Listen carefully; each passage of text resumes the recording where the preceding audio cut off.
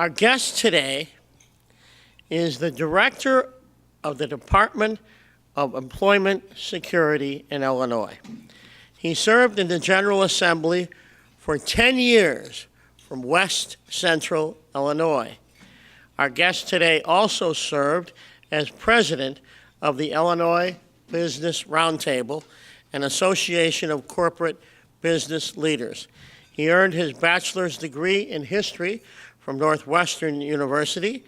Our guest today hails from Quincy, Illinois. Ladies and gentlemen, Jeff Mays. Jeff.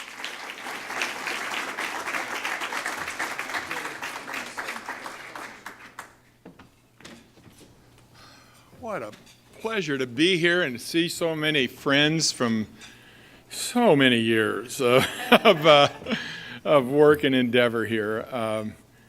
This is always one of the neatest venues that's out there. Jay and Jackie and all. It's the opportunity to get the network going and to get the message out. And I really appreciate Amanda's work and all your staff's work in helping put this day together for us. And I truly appreciate all of my staff's work, which you'll be hearing about coming along. We've got Jim McDonough, my chief of staff. Stand up. Lizbeth Leanos, Dolores Simon. So good folks, and you know they've all. I mean, they've been a part of the change that I'm going to be describing to you as we move forward. I'm going to see if this clicker works. There we are. I think you saw at the beginning, there's a turnaround that's happening in all of the agencies right now, and it's in keeping with the theme that the governor has created from the get-go about his turnaround agenda.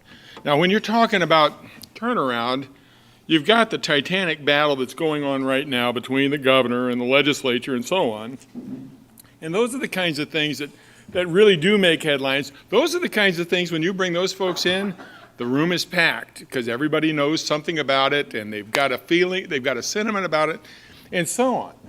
It's in that kind of a theme, though, that I wanted to share with you some of the other turnaround stuff that's going on here. And so, can you all hear me just fine? Okay. This is in the context of the overarching thing. Each executive agency like ours at IDES, or DO-IT, or you name it, IDOT, Department of Revenue, they've all submitted plans in the very first 6 months of their leadership with the agencies that focuses on how they're going to be turning their agency around, if you will, improving the services to the folks. Now, there's a statewide context for turnaround, and you can't, you know, I think you're going to be hearing this as a recurring theme as the election seasons get on, but you can see there's an employment growth issue here in Illinois, and I don't care how you cut it.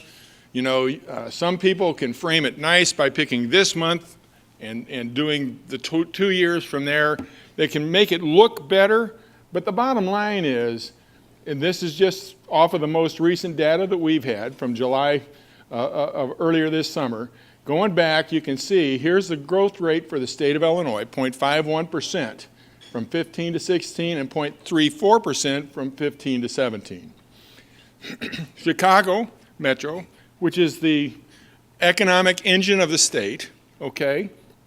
And it's tough for a downstater to say that, but it truly is. But you can see, and this metro area goes all the way to Kendall, McHenry, Lake, Will, and so on. You can see, I mean, they've had more robust growth than us, almost twice as much, in employment. Then you get down to Lake and Porter counties of Indiana, and you can see while they're smaller than the Chicago metro area, the growth rate they've had has been twice as much, even as Chicago metro. And look at the rest of the state, it just makes us cry almost. And then you've got Kenosha and Rock counties in Wisconsin, just to the north of us. And you can see the kind of employment growth that they've had. We need that growth. We want that growth. How we get to that growth is, I think, going to be the big topic for discussion. And I know the governor's got his ideas, and there's going to be plenty of others that are going to be coming out. But this is a problem, and we cannot sustain the state unless we get the kind of growth that we've had, at least from the Midwest region, which we're lacking in. This is the unemployment statewide context for a turnaround. You can see the unemployment numbers have dropped significantly in all of those areas. That's people like me that are probably getting to the point where they don't want to be in the labor force anymore, okay? So you got a lot of labor force declines that are driving the bulk of the decline in unemployment. Unemployed people aren't necessarily getting employed.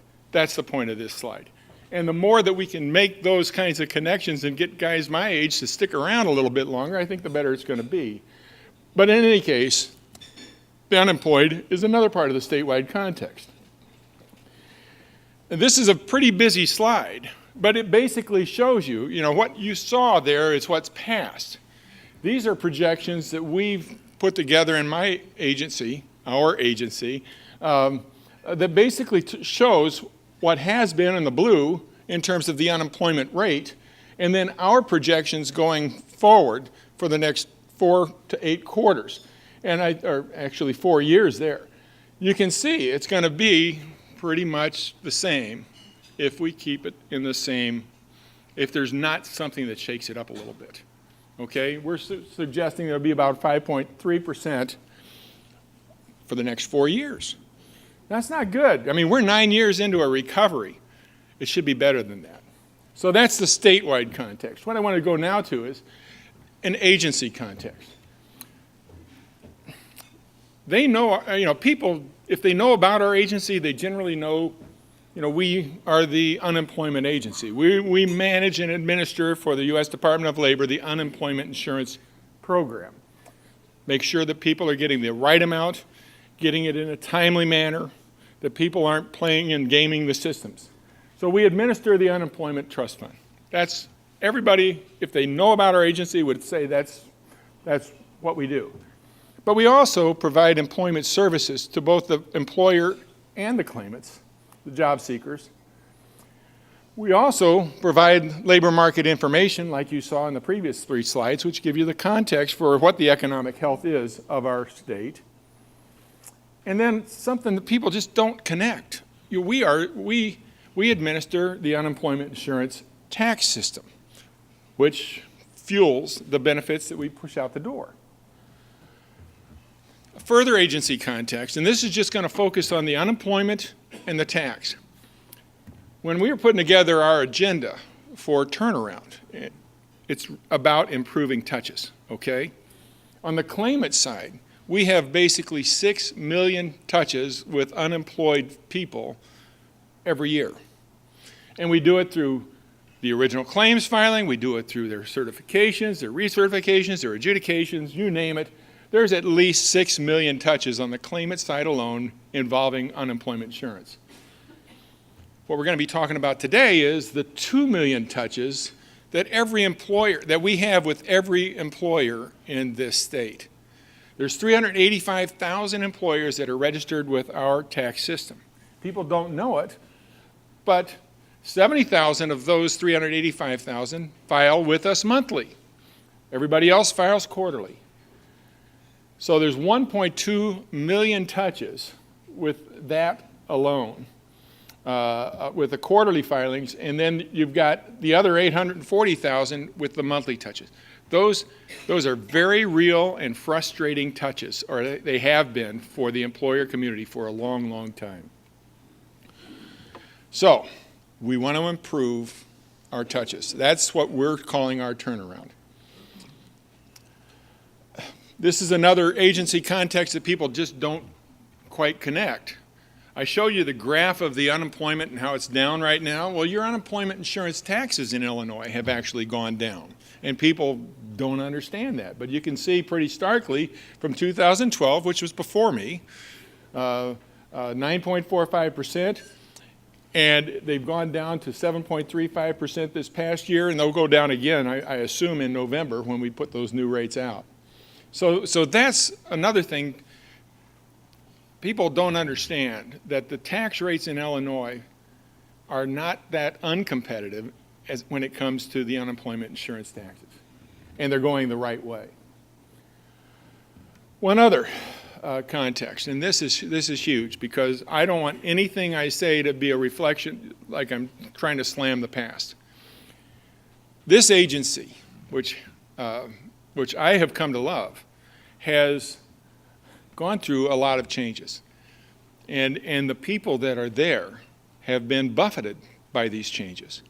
And in the previous administration, the change that they had to deal with was not good, but they dealt with it as well as they possibly could. You had a budget declining from the federal government. As unemployment insurance claimants fall, the amount of money we get from the federal government to manage the system goes down too. They actually sustained a $40 million, almost $50 million reduction in basic administrative funding in a very, very short period of time. They had to bring the agency to meet the resource. Okay, this is a key thing. You got to do it. And it's not fun. They went from 1,808 people in 2012 to 1,193. We're about 1,105 right now. They closed 2/3 of the local field offices that they had. Can you imagine? Whether it's a Republican town or a Democrat town, those folks felt it. You know, at the same time, they invested in technology. They went from, 10% claims filed online to about 70 to 80% claims filed online as they were closing. They had to do this. They also had to manage the trust fund when it was going deeply, deeply in the red. And Illinois chose to issue bonds. The employer community led the discussion. We're going to issue bonds. We will raise our minimum tax rate a little bit to pay those bonds off. And by the way, you can see they issued about $1.8 billion in bonds. When we came in, there was about $1 billion still outstanding, and we paid off the last bond in June. So we're solid again, okay? But we're not a stranger. The agency is not a stranger to change. This change was something they had to do. They did it as well as they possibly could. The change I'm going to be describing to you about improving the touches that we've got is basically moving our resource to our mission. So we want to, everything you see, these 5 pieces that you see here are all designed to improve our touches, whether it's on the claimant side or on the taxpayer side, the employer side. We start with My Tax Illinois. I'm going to go really deep into that in a little bit, so I'm not going to linger on that here. We went into an enterprise resource program. Our systems, Monica, you can vouch for this. We got a 1975 payroll system. We're still filling out forms by hand and submitting them, and people got to account for them and enter them and all that other stuff. We've got a procurement system that's crazy. We had an inventory system that was archaic. We had accounts receivables, accounts payables, all of it.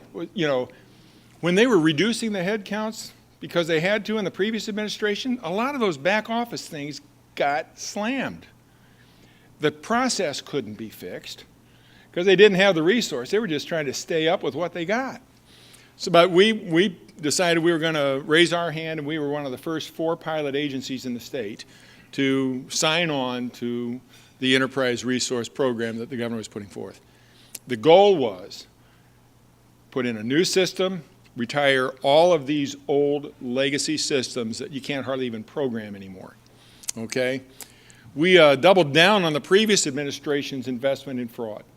And we put $11.5 million from our administrative accounts to retire 2 old legacy systems, BARTs and ORs. One's in any case, we came out with OATS, another acronym. So the new system retires 2 old ones. With this $11.5 million investment, we've already been able to establish $42 million in taxpayer offset program non-fraud debt. So the federal treasury, when they get a refund request from somebody that owes us money, are going to send us that check first.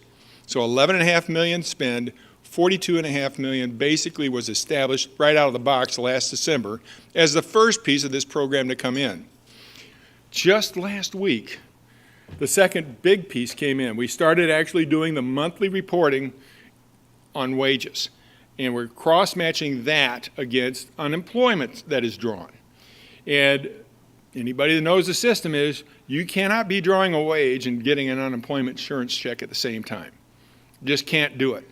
Well, with this one, with the first week under our belt, which we launched August 29th on that, we've already established 225 liable accounts. We're anticipating that this will save the trust fund $162 million over the course of a year when we're fully up and running, when we're fully staffed, and when the employer community is sending us back those forms that verify the liability that our programs have established.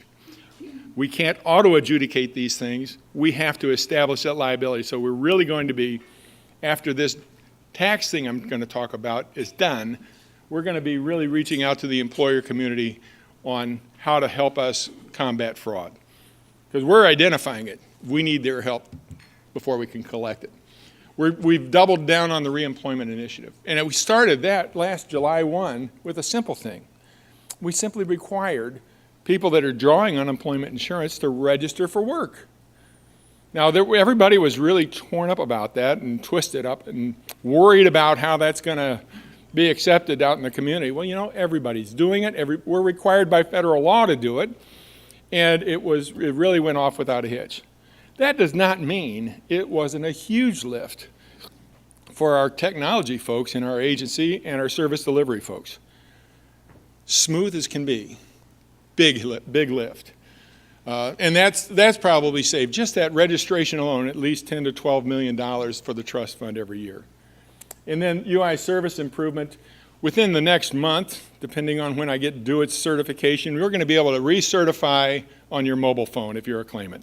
You're going to be able to work through a claims application form that was created back in the early 2000s that has been completely revised and should be a heck of a lot easier for claimants to fill out. Those are the 5 things. They touch the claimants big. We've also got a major initiative with our call centers. Bottom line, those 5 things touch every employee in our agency, and it's changed everybody's jobs. And they also are designed to improve those 8 million touches. Now, I'm going deep on the tax piece because this is the one that's keeping a lot of people up at night right now. A lot of people, you know, if you knew that we collected the tax, you probably didn't know that that is the largest single employer tax paid in Illinois. It's $2.3 billion. It's more than the corporate income tax. We got 329 letters that we've devised over all these years to tell people you owe us this and why didn't you pay? But the bottom line is it's a big deal, and it's the largest single tax employers pay. 4 out of 5 of our tax applications are 25 to 30 years old. And even the browser, which gives us a happy face, is 1998. It's extraordinarily difficult to navigate for employers, and a lot of folks have just dropped off over the years. They're costly to maintain, easy, you know, we had to go to monthly reporting as an agency before this administration. The last one had to do that. They had to do it on an archaic system, or a group of systems. That they even were able to do it at all is amazing. But the bottom line is we needed to change it. And it was one of those top priorities that we teed up with the governor almost right away. This is an example I use. I mean, I started this road trip back in April because this tax system, we're going to be changing it, okay? So the Red Bud Chamber, I said, you know, here's an example. We are still sending out 100,000 quarterly tax packets to employers every quarter.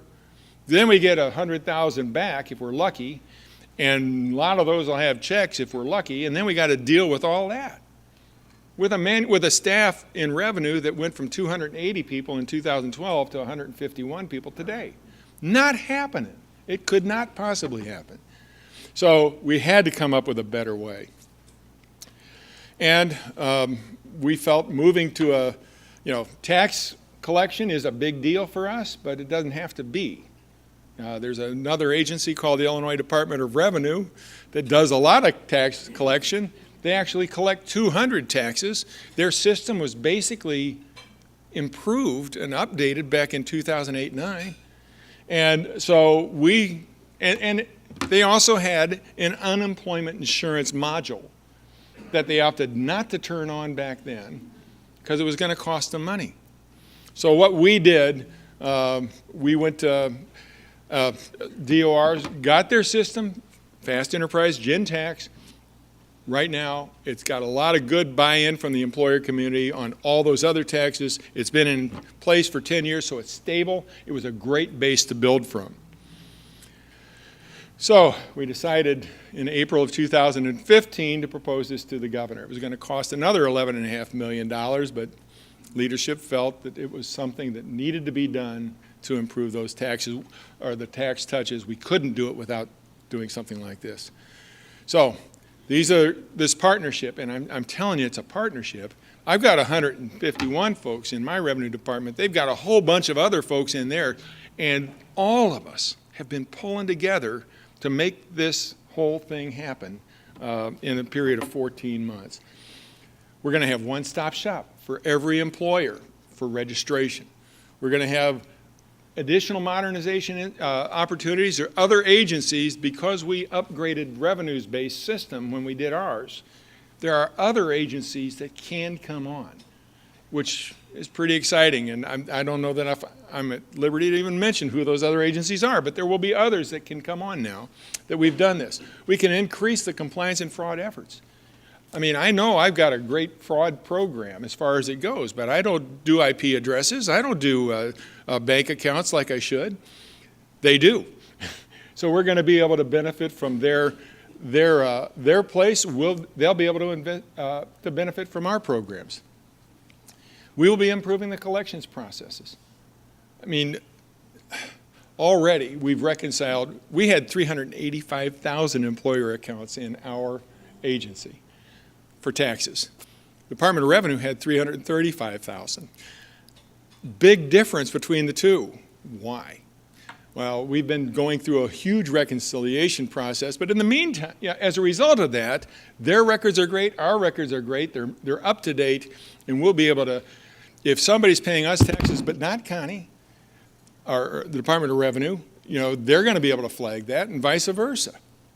And it's going to continue to drive cost efficiency. I cannot tell you, we've got audits, we've got collections, we've got all of the things to establish the debt. All of those things are going to be addressed in this new system. So what we've been doing is reaching out to employers.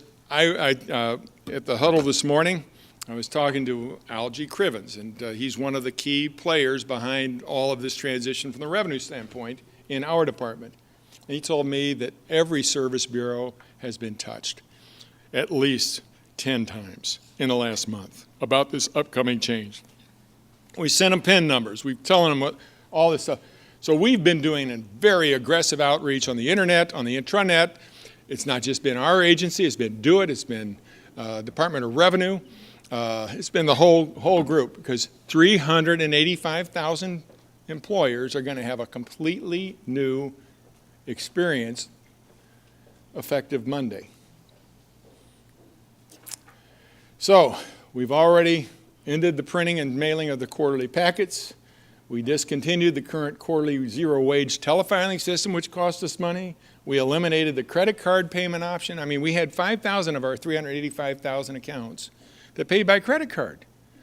It cost us more than we were collecting. So we just stopped. I mean, that has stopped as of last week. And we will be decommissioning, we decommissioned TaxNet 2 days ago so we can transition it over. We decommissioned Wiz. BFS is going offline tonight at 5:37. Falcon went offline last week. I mean, all of these old systems have been wrapped into this new one for one stop. It's happening. And September 11th, new employers are going to have one place to register. They'll be able to see all their tax correspondence. And let me talk about that a little bit. 369 letters. You know, we got it down to 70 templates, and they've all been run through the plain language mill. So I'm hopeful that when you get correspondence from this agency, it's going to be much more understandable, and you'll know what the heck to do with it when you get it. Okay?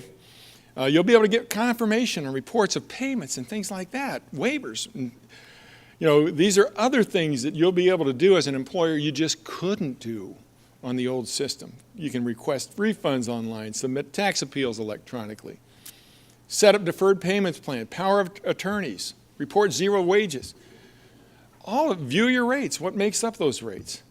So that's basically, of the 5 things, the Enterprise Resource Program, the back office staff, that was done. We went live with that in October of last year, still working out the bugs, but that one's check. This one is the next check mark, because it's happening on Monday. So the governor said about a month and a half ago, okay, so you've really made a lot of progress, IDES, great job. What's next? I mean, you still got a year and a half to do stuff.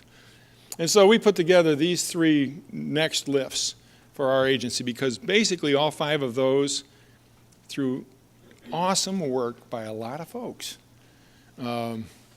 they're going to be done hopefully by February of this year, of next year.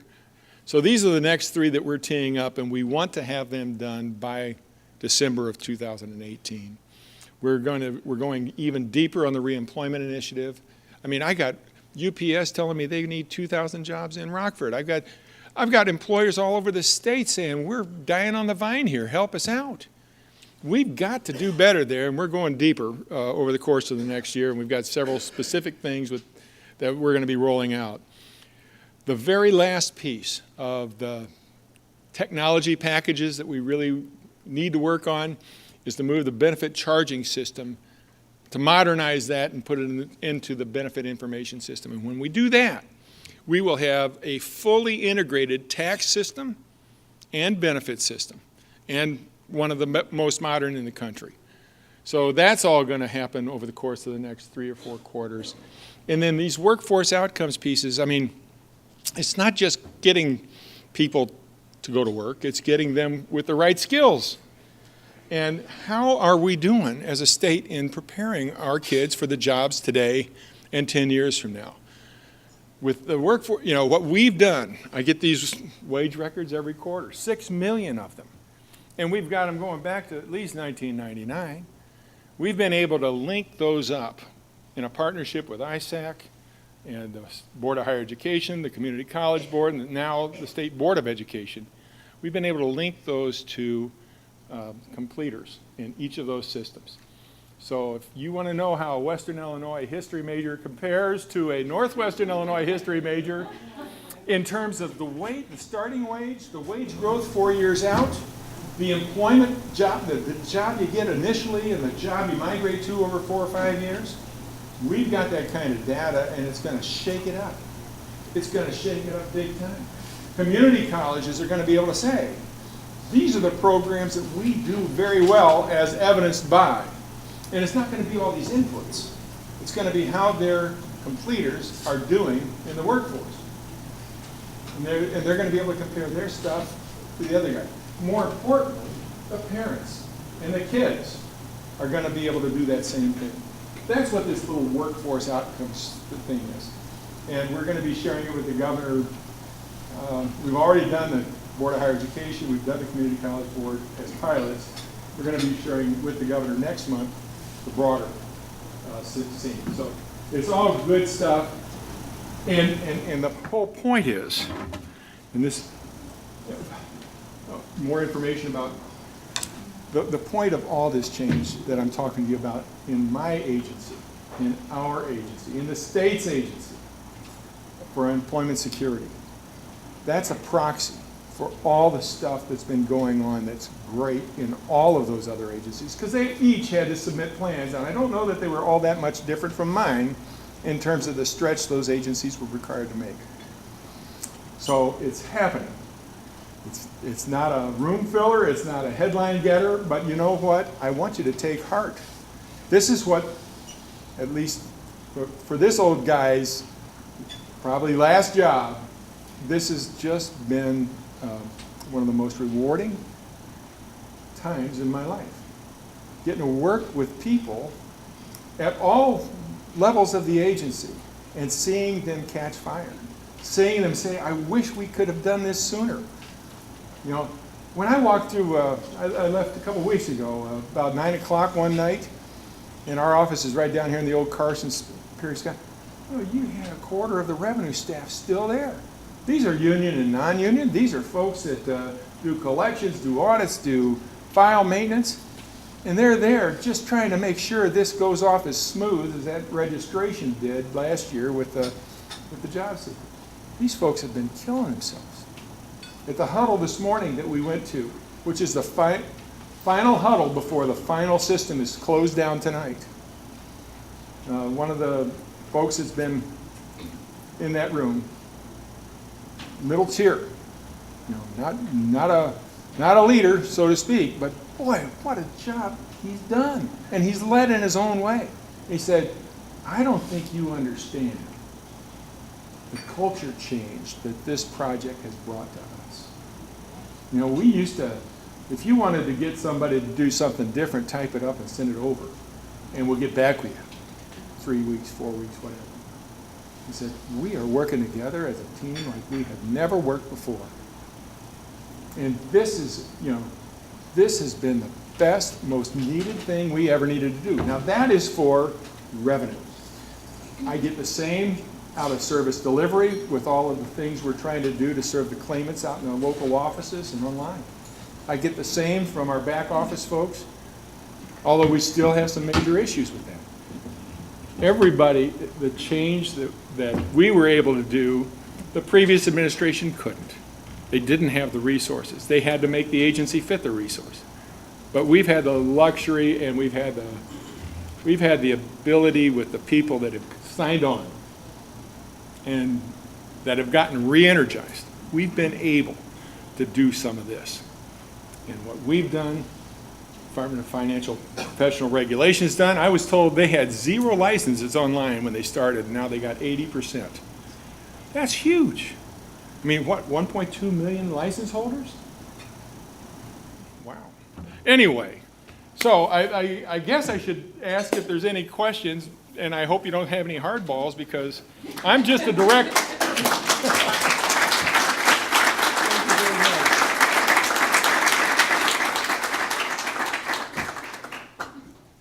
So at church, they tell you when you really missed a good sermon, you really missed something. I have to say that while we've got a more intimate crowd today, I think that those of us who work in the financial district, everybody should have been here today. I really just feel like that. I think we should have. And this was really good information. I'm going to need a cheater to go back and read everything because that was so many numbers. But, because we learned really, really good stuff at Western Illinois. I don't know about you guys at Northwestern, but you know. Great school. I don't know. Senator Dillard and I are proud leathernecks. And Christie, I mean. And Rob too, that's right. I don't know about you and Karen, you know, Northwestern folks. Some school, Northwestern. Again, thank you so much, Mr. Mays. We do have a few questions. Thank you. Do we have any others before we get started? Because there are only a few. Did you write it down? Okay, so why don't you write yours, and then I'm going to get started on these. Me? And someone, Latrice will take it from you. Okay, so I'm going to get started. You talked a little bit about the, this has no name on it, so normally I don't ask these, but I will because it's a smaller crowd today. You talked a little bit about the average case backlog. I think you pretty much covered this person's question. Someone said they've been waiting for over 2 years for a conference. I think with the technology and things that you guys have put into place, I think you probably already talked about that, but if you want to say something about it, you can. Yeah. You know, again, the challenge for the previous administration was to make the agency fit the resource. Yeah. There were a lot of things that slipped, and it had to be very, very tough for them. Mm-hmm. I think that through the modernization, through the improvement, I mean, our data is, we've got all but 4 major populations that have been validated, and that was never even, I mean, that was so bad back, I mean, when did you have ability, the money, the people to even do those kinds of things. So we're getting there. I think we're getting, I don't know if it's a tax case or a adjudication case, but if that person wouldn't mind coming up to me after the visit, I'd be glad to sit down with them and see where their situation Okay. is. Or if you want to see one of the city club staff, we can probably get you in touch with Monica or somebody from the office. Okay. Judy Thornburr, are you here? Hi, Judy. She's asked the question, can you talk about any programs that you're working on for the elderly in employment? No. We actually have, through Illinois Job Link, we manage the Illinois Labor Exchange. So any jobs that are available by any employer that's got a federal contract has got to be registered with all of their applicants. But in terms of specific outreach for older Illinoisans, no. It's the same for all of them. There are some programs that we manage where employers are eligible to get tax credits for employing people that are disadvantaged or coming out of incarceration or those kinds of things. And we do have specific programs that are geared toward the employer that encourage them to hire the harder to hire populations. But there's nothing specific that I can think of for elderly. The next question is from Cindy Tomey from the Illinois Manufacturers Association. Are you here, Cindy? I am. Oh, okay. What industries are struggling to get quality applications, and what initiatives are underway at the IDEAs to assess companies facing this particular issue? I tell you, in every region of the state, you've got different employment clusters. Jack, you're familiar with this, having been a DCEO for a period of time. You have different clusters that are huge. It might be a logistics cluster out in Rockford or down in Decatur. It may be a manufacturing cluster at Peoria, Rock Island. I tell you, we do job fairs and employment events all over the state with legislators, through our local offices. Whenever an employer has a specific need and comes to us and wants to see what kind of things we can do for them, we will hold those fairs for them in our offices or in that community with a group of employers to try to get the connections made. I've been to fairs in the last 2 weeks in Ottawa, Rock Island. There was one I missed on the south side that was supposedly awesome. Over, I think, 7,000 jobs were available to be handed to folks that were qualified. So those are the kinds of things. I mean, the clusters that I always hear about are transportation, logistics, health care, IT, and manufacturing. Those are the big ones. And we could always find, there's plenty of jobs for those kinds of folks with those kinds of skills. Sandra Gates, was that? Okay, she's here, over there in the corner, from the Quinn Center, is asking how secure are your job matching systems and what are your offices doing to stay ahead of any hackers? It's a good question. I don't know how many of you are aware, but last March, I got a call that no director wants to get. They said somebody had hacked into our job labor exchange, okay? And the initial caller said they are estimating 459 records were breached. Wow. That's out of the millions that we've got, 459. I hate it, but I'll send them personal letters. As it turned out, we had 1.2 million records that were breached after the dust had settled. Now, Illinois Job Link is a vendor for the state of Illinois. Our friends at the Department of Information Technology, Kirk Lombaum, was awesome. They're in charge of cybersecurity for the whole state now.